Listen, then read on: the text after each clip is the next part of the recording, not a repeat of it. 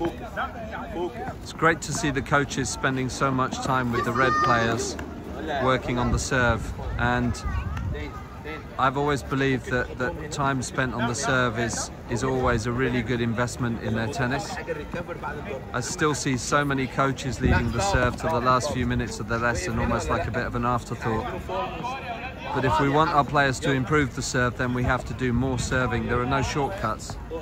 And so it's really important that we work on the serve and activities that relate to the serve. So all sorts of different activities where they're making contact above the head and things where they're working on the rhythm of the serve. All these things are so important, and it's little surprise when you do more work on the serve that actually you see the kids improving. And we're seeing some really good examples of it here. I also think it's worth just pointing out how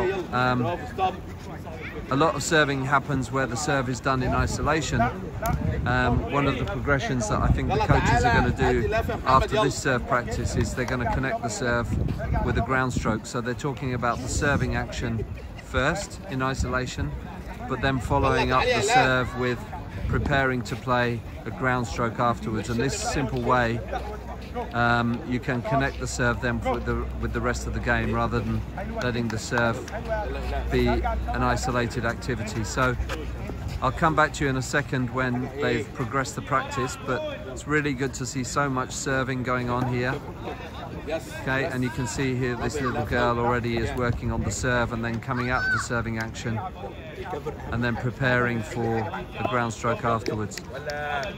So I'll come back to you in a second when they've moved the practice on, but this is really good to see, and I would urge any coach anywhere in the world to make sure with their red players that they're working on some simple but really important foundation technique for the serve.